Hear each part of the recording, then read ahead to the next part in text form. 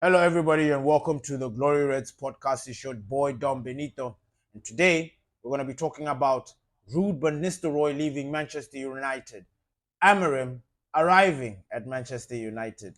We're going to be talking about the style of play, Ineos, the list, because certain things I've been sitting down thinking, and some things are just not making sense in my head, and we're going to be talking about that. We're going to discuss that. We're going to discuss what it means for Manchester United moving forward. We're also going to be talking about Garnacho, the incident that happened with Garnacho and the fans. I don't know what you guys have to say about this, but yeah, we can talk about that.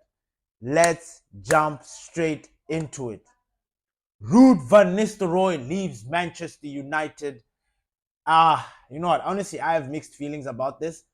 Not per se, but what I can say is that RUUD Van Nistelrooy did a job. I don't think he did anything different to what Eric Ten Hag would have been doing. I honestly don't think that. I I take that back. He made a couple of changes that Eric Ten Hag was a little bit stubborn to do. I don't know why Eric Ten Hag didn't make these changes. Only he can answer them. Only he can tell us why he didn't do certain changes. But RUUD Van Nistelrooy came in there and just made a few changes and tried to steady the ship. And he had what, 4 wins and 1 draw? That's like 100% win record, or 90, whatever you want, whatever percentage it is.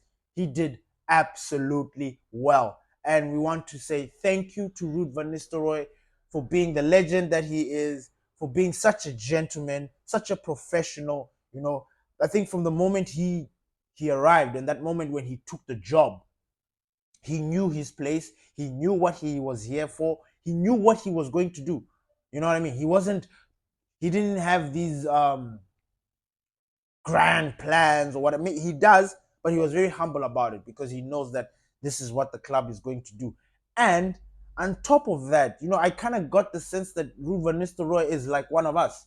He's a fan. He's somebody that loves the club and will do everything in his power to help the club be at a better place. And I'm so happy about that. Now, a lot of people were like, should RUUD have stayed? Should Amorim, should Ruben have kept RUUD Van Nistelrooy, blah, blah, blah, shebang, shebang.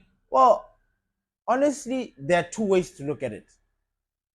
The first way, which I was like, listen, and this might sound harsh to RUUD because I'm just giving him praise, but I actually think that it was a good idea that RUUD Van Nistelrooy left, because I feel like these players always have a safety blanket, always have a safety net to fall onto if things are going tough.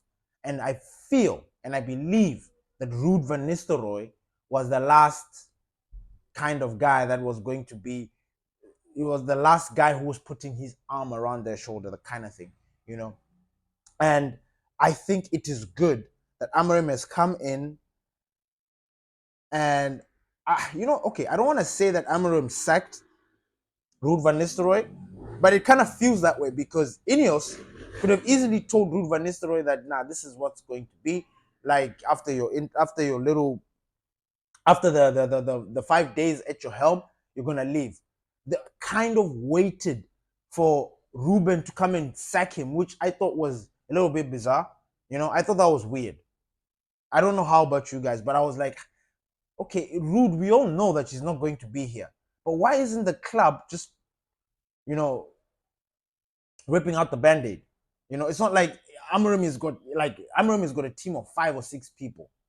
How does RUUD Van Nistelrooy fit in there? So there were just so many things that didn't make sense in the Ineos side of things, because I was just like, yeah, Ineos, you guys are always hiding behind this shit. Fucking just terminate his contract or part ways with him. Let's move forward. But they left it to Amorim. That's something for another day.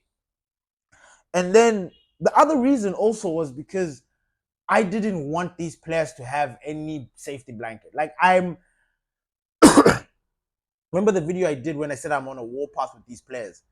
In a very strange and very subtle way, I am as well. I still am. I'm still a little bit hurt. I'm still carrying something from the whole situation that happened with Ten Hag and the players and how they've been behaving. All of a sudden they're playing very well. I'm just having some mixed emotions. So I'm at the point where I don't trust these players, right? I want us to do well. I want to support them, but I just don't trust them. They've shown too many sides of them that just make me feel uncomfortable. It will take time for me to gel back with them. Maybe if they continue scoring, maybe if they continue going on, like if we go on a winning streak, and we dominate, then maybe I'll be like, all right, listen, maybe you guys were really crying out for for for help, and we didn't understand what was going on. So here we are.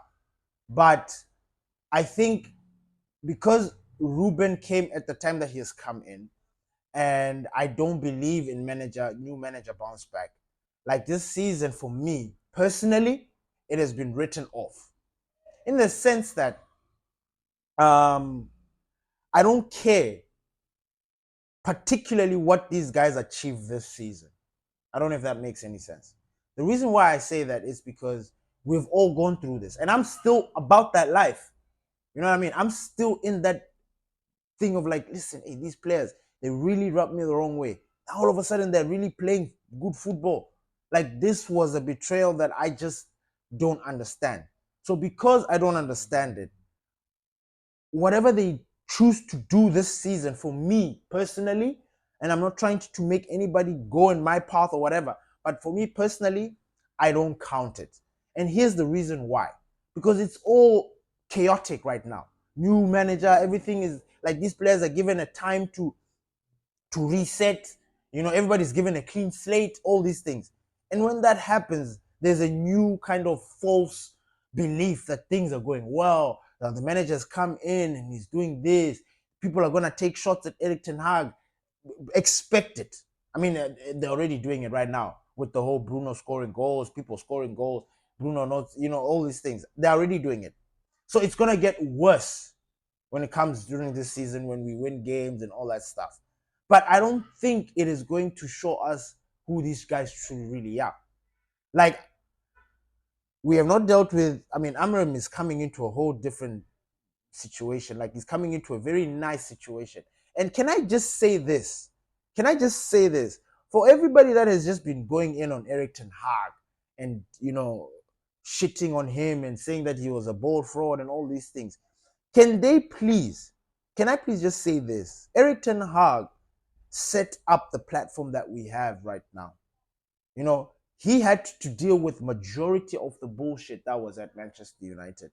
And Amorim is coming into a very nice team that has already dealt with, I guess, 60% of its issues out the window. And he's coming into a very nice place. So if everything just takes off from here, just understand that Erik Ten Hag laid the foundation. He laid the foundation because I kid you not, there's no other manager. Like, I don't see Amorim coming in that storm that Erik Ten Hag walked in and trying to stabilize this club and try to put it where we want it to be or where we need it to be. I don't see it. You understand? So I just wanted to say that now, in as much as Amorim is a good manager and has come into this situation, if everything just goes sweet sailing for him, just understand that the platform, the foundation was laid down by Erik Ten Hag. Amorim cannot do what he's about to do at Manchester United without the distraction and the pissing off and the fighting and the everything that has happened in Manchester United. It doesn't happen without him, without Erik Ten Hag. Now, obviously, that kind of sounds like a bold statement, but think about it. Think about it. If Amorim had come into Manchester United first of all, would Amorim have inherited Ralph Rangnick's club? Like, taking over from Ralph Rangnick. People are forgetting where we went and how we've come, especially when it comes to Erik Ten Hag. Erik Ten Hag took over from Ralph Rangnick. Do you guys remember what happened during the Ralph Rangnick era? And how things panned out? How things just, I don't even want to say. But that was the main concern for me. So I am happy that we've got our manager. I just don't trust these players. And I want these players. These players are going to have to do something this season and then next season. I think for me, next season is the beginning of the journey, to say the least, because it's always the second season where everything goes to shit. The first season, everything is nah. The third season, obviously, things are worse than the second season. But the second season, like, that's where shit just goes to hell. And for me, I'm not gonna buy anything that's gonna happen this season. I'm gonna celebrate, of course.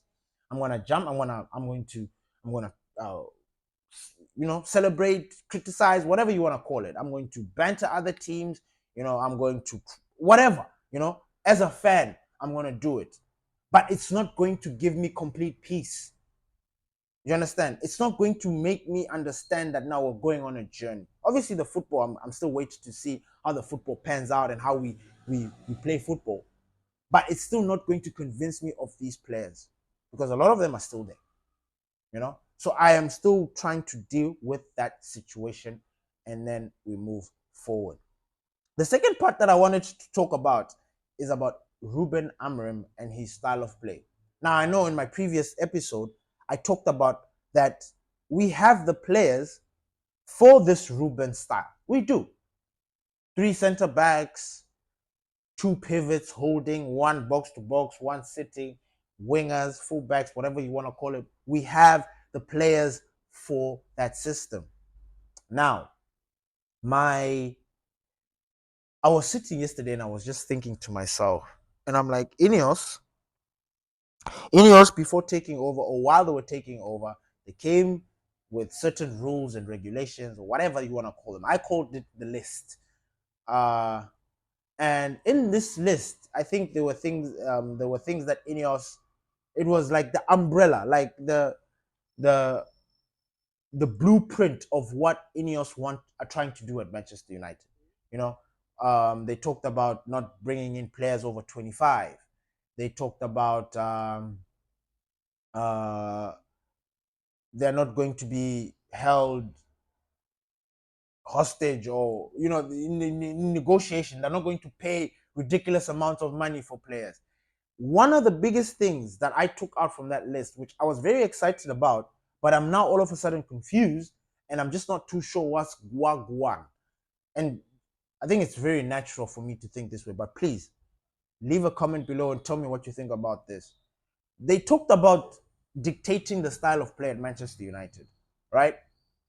And I was like, oh well, this is brilliant, because we looked at teams like Brighton, we looked at teams like Arsenal, Man City, Liverpool. There's a foundation, there's a structure. These guys have come in, they've dictated the style of play, they've put it there, and it is what it is. The players, right from the beginning of the academy up until the first team, know that this is the style of play. They know that this is what we are trying to implement. So already the kids in the academy know their role. They know that once I'm breaking into the first team, I know exactly the style of play. It's just something like a conveyor belt. Brighton are doing it. Brighton have gone through Graham Potter, De Zerbi, and now they've got this very young guy here that they've got at Brighton. And Brighton have not changed the style of play. Obviously, yes, the current manager is adding his own personal touch to it, but the style of play and what they're doing to opponents has not changed. It has remained the same. And I think Brighton is the team that has come there and sort of left this blueprint thing and really cemented it. Okay, let me say it like this. Brighton is the team that truly showed this thing of having a structure and how it can work to your benefit. And yes, Brighton are doing it very, very well. So come now, Manchester United. Ineos come in there, they say that they're going to dictate, because ultimately the style of play, the formation, also affects the way you do business in the transfer window. You can't be in the transfer window looking for a player that you don't want, right? So obviously it has to be based around that situation that you have there, right? That formation. So now my issue and my problem comes in now, where I'm like, okay, Ineos said, now listen, I'm not bashing Ineos. I'm not bashing anybody. I'm just trying to understand. I'm just trying to make things make sense for myself. And I'm also trying to make you see this. Because if if this issue is not sorted out, it will be a problem in the future. I believe it. It's going to be talked about in the future, and people are going to be like, nah, nah. And I just feel like it is bullshit, right? So right now, Ineos have come in. They said Ineos already has a style of play. Am I wrong in thinking that? Unless we are tripping, because otherwise, how else would they have gone through the January transfer window or the window to buy players? We have a style of play. We have a formation that we already have there. It is a 4-2-3-1, right? 4 defenders, 2 midfielders, 3 midfielders, winger, and attacker. It's almost like a 4-3-3, but it's a 4-2-3-1. We buy players according to that freaking formation. Now, Ruben is coming in with a completely different formation, a 3-4-3. It's nothing like the 4-2-3-1 that we're so used to, so accustomed to. Now, we're living in a world of change. Now, I believe a lot of Manchester United also would like this change. They want it. They want to believe it. But this goes against Ineos. Because, believe it or not, Amorim is not going to stay at Manchester United forever. Ineos is going to be here longer than he is, right? Now, say God forbid Amorim doesn't do well with Manchester United, right? As the head coach. Say he doesn't, God forbid, I'm touching the wood. Say he doesn't do well. What now? What now? And then everybody wants his head, wants to be sacked. What now? We have brought in a style of play that we're not used to. Not that we're not used to. I mean, I'm sure at that point, those guys should be used to it. But then it's the way of life. It's how Manchester United is now supposed to roll. Do you understand where I'm coming with this? Does that mean that every manager that's coming into Manchester United is going to change his style of play? Because I don't see Manchester United, I'm sorry, Manchester United has always had 4 defenders. Like, we bomb with wingers. That has always been a thing, a tradition. It is what it is. Whether you want to believe it or not, wingers is a thing at Manchester United. Now, wingers really come out in a different style of formation. In the 3-4-3 that Amorim is bringing in, these guys are inverted, they're twisted and turned and all that thing. That changes. Now, my question is, and this is the thing that has been burning my head all weekend, is if Ineos are allowing Ruben to come in and change with this 3-4-3, what does that mean for the future? Because I don't believe Amorim is going to stay at Manchester United forever. I believe at one point he's going to be sacked because something is not working. I don't know what. God forbid that happens. Like, well, I mean, obviously I'm wishing that doesn't happen because I'm tired of sacking managers. I'm tired of being at that place where it is just the manager. Everybody's just blaming the manager. And look, he's human. And he's taking the full blunt force of it, yes. But come on. You look right now, everybody's talking in about Amorim is signing. Amorim's first signing. Do you understand that Amorim has got no veto? He has no say. He's got no final say in who he brings in. He is the head coach. He's not the manager. So a lot of things have changed. So you've brought in somebody to be the head coach. You're giving him permission to change the formation. If that formation doesn't work, we're going to have to revert back to like, that doesn't show leadership for me. That is a question mark. That is something that is rubbing me the wrong way. Because God forbid Amorim doesn't do well. We're going to be scrambling. Everybody's going to be talking about what is Manchester United's style of play. We used to be this. This guy tried to do this. We confused these players. No. There's just going to be a whole lot of bullshit that's going to come out. And I want to avoid it. So why is Ineos changing their tune? They said that they're going to dictate the style of play. Now, obviously, I'm not nitpicking everything, but these are the things that are out there. If we don't talk about these things, and then the day comes out, it looks like we're twats. It looks like we don't understand what it is that we're doing. But the truth of the matter is, this is the situation. Ineos dictates everything that we do. How is it that if Amorim is coming in, new coach from a different league? Yes, he's got a different style of play, but how is he just coming into Manchester United, changing it, and then it works? How? How does that work? Don't get me wrong. I love this guy. Like, I'm already indoctrinated. I'm already an Amorim. You know what I mean? Like, I'm already team Amorim. I love this guy. He's courage, handsome dude. Look, like, I can't wait to support this guy. I can't wait to have his back. I can't wait to be on his side and fight against the players that are going to turn on him. I can't wait. I can't wait. But I just can't help but think that Ineos, or he's sort of being set up for disaster in a very strange way, just like every other manager. Like, there's an element of all these managers, they get thrown under the bus. They do. There's an element of just being thrown under the bus when shit really hits the fan. The signings all of a sudden become yours. The decisions that you make, they are magnified. You know, a lot of that stuff. So I don't want that to happen to Ruben. But I believe that this is going to happen. Because if Ruben's style of play doesn't work at Manchester United, people are going to come for his head. People are going to be like, why did you try and change this? Why? Why? All these things are going to happen. Are you guys ready for that? My thing is, please, Amorim needs to be given time. He needs to be given so much time. Like, you see Arteta.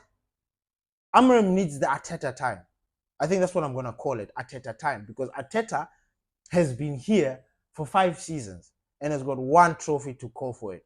And it's now, you know, I feel like Erik ten Hag's sacking was a dominoes effect. Because now people are questioning themselves. People are questioning the credentials. Wait, Erik ten Hag is getting sacked because he won 2 trophies, and like, we are having managers here that are not doing jack shit. So that sacking of Erik ten Hag is going to be the catalyst for a lot of people getting sacked. If you don't produce, I think you're gonna be gone. So I'm just in that element. So yeah, I thought that was weird. I thought that I needed to say something about it, because when shit hits the fan, I know people are gonna talk about it. Why was he allowed to change the style of play? 3 defenders. When was that? These ex-players that are in the media that are sort of happy right now because things have just been bad. Because that's what normally happens. People are just crying for the next best thing because it has been a while since they've been winning and doing all these things. So in that sense, I think you need to take this situation with a grain of salt. Keep an eye out on these players, because we can't trust them. We absolutely cannot trust these players. They need to give us this whole season. Next season, we'll see how it goes. But next season, the beginning of the season, for me, how I know my players are going to do is that the preseason. You know, I can't wait to see how that preseason is going to go. I want to know how we are going to implement. I want to know who's going to be back during injuries, from injuries, and all that other stuff. So yeah. And I wanted to discuss a little bit about the Garnacho situation. So Garnacho scored a worldie. He scored another banger against Leicester, but he didn't celebrate it. He was, he was in his feels. I get that. I understand. Then Bruno came out there and started saying, "Hey, everybody loves you," blah blah blah. By the way, just so you know, me and Bruno are not vibing. I don't know why, but we're just not vibing. I'm just seeing a different side to him. I don't know. Maybe I'm the only one. Maybe it's because I had my Bruno glasses since he arrived at Manchester United. But he's taken over a different sort of. I don't know. But that's just me. That's just me. Please, by no means, I'm the only one that's saying that. Okay? So I don't want you guys to like, no, it's just me. So Bruno was like, nah, everybody loves you. You know, people like to moan, blah, blah, blah. You know, just basically saying to Garnacho that, listen, man, go and celebrate your goal. You're a fantastic player. You know, these players love what you do. You know, the works. And you know what? When I read that situation, when I read that article, I was just laughing. Because in my mind, I was like, bro, what do you want? Like, Ganacho, honestly, what do you want? Look, I'm sorry, I'm going to be that guy, but what do you want? Like, you feel like the fans have lost faith in you? Cool. That's a good feeling to have. Let that be energy. Let that be drive. Let that be something that pushes you to do even more. Because, my friend, truth be told, is, you know, and here's the thing that kicks me, and the thing that gets on my nerve, is that it's okay for you fans to complain about the situations that are happening at Manchester United. For example, and this is the thing that a lot of people are complaining about. People are complaining about goals, but refusing to mention the culprits, refusing to mention what's going on. That's the thing. So you complain. Okay, who are you complaining about? You're not mentioning. So it's like, what the fuck? So why is, to me, I felt like, what is the point of complaining if you're not going to call out who it is? I felt like people were scared of calling out the players because, no, you're scared. Now look at where we are. We're at a point in our life where, like, fans are afraid of criticizing players because what it might do to the player. Like, that the player is going to take it some type of way. Like, honestly, this kind of attitude towards fans and stuff and you being criticized, I think these players need to get their shit together, because criticism will always be there. I'm sorry, Garnacho has not been good. What the fuck? Why? He's missing. He got a bollocking from Casemiro not so long ago. What are we? Like, listen, I understand he's a kid. I do, and don't get me wrong. Don't get me wrong. I understand we need to protect him. He's like, but criticism is very valid. I'm not going to sit here and just be like, oh, okay. No, he created chances. You know, he created chances. You see, he created 10 chances. He just didn't score. He will score. The next game, he will score. Yeah, no, like, fuck. It is becoming a problem. And remember what I said the other day when I said Garnacho this season, he scored goals. He did well coming off the bench. He scored a goal coming off the bench. He had something to prove. He had some. I'm not okay. Even watching him, he wasn't really scintillating. He really wasn't. Coming on, he wasn't scintillating because he had all these things in his head that the fans don't like him. Then blah blah blah blah blah blah. My friend, play football. Don't be that selfish player. Like, watch and listen to what the fans are saying. Obviously, you can't take it too hard, but they're watching you. Do you understand what I'm saying? I honestly, okay. So you see what Faz did, that Indian prick, that Planet Faz, whatever you want to call it. I'm so disappointed in that guy. That guy was in the United stand, and he just, why he did what he did to Garnacho, I don't know. But I honestly do not accept that. Because you, as a person, you don't know what it is to be a football player. So that I will not accept. Fat as you are, fuck off. You've never played football in your life. You don't know what it is. So for you to come there and start saying, hey, Garnacho, work on your first touch, you must score goals, that was uncalled for. That is trolling. That is bullying. For somebody to be there to say such shit and you can't even do it yourself. You see, now you see there, I will support Garnacho. I will defend Garnacho. But the thing that he's doing on the pitch, I will not accept it. I'm sick and tired of fans just complaining for the sake of it. Give reasons why. Give reasons why. These guys are not playing. They're not scoring. You look at Rashford right now. Like, I'm sorry. Like, and Rashford had the best season under Eric Ten Hag. We're never going to see that again. Believe it. Believe it. Another 30 goal season from Rashford, it is gone. If it happens, it's a blip, but it's not going to be consistent. Garnacho is scoring goals. He's the top goal scorer for us, but how many goals does he have? Ahmad has been fighting. Yes, Ahmad, that situation is different. Like we understand that. But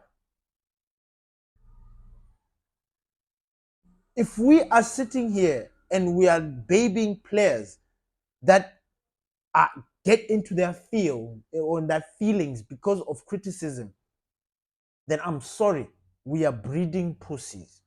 We are breeding weaklings. We don't need this kind of player. We don't need players that can't take criticism. I'm sorry. You have to. Obviously, the criticism needs to be the right kind of criticism, not this other bullshit trolling stuff that people are always doing. No, no, no, no. It needs to be like, no, like Garnacho, you didn't play well, my friend. You lacked this. Why were you not passing? You were not passing. He's had those things.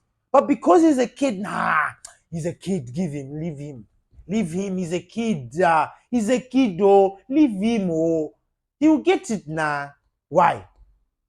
While you're complaining because Ollie Watkins or Mitoma or somebody inside is banging goals, scoring, they're climbing up the table. We are just where we are. And then when you complain, it's like, but can we talk about the people responsible? Nobody wants to get into this conversation. So this thing of Garnacho complaining about being in these fields, for me, I'm just like, move on. Like, get out of here. Like, you're a football player, you're Garnacho. Get on with it. You don't want to be criticized. Pass. You don't want to be criticized. Make better decisions. Watch yourself after the game. See what you're doing wrong. Try and fix it. What are these players doing trying to improve themselves? Can somebody tell me, please? How are these guys trying to better themselves? I don't see it. If you're just going to be sitting there and complaining all the time instead of going back to the drawing board and checking and seeing, yeah, I could have passed. I could have. Garnacho sometimes there's moments where he gives the pass.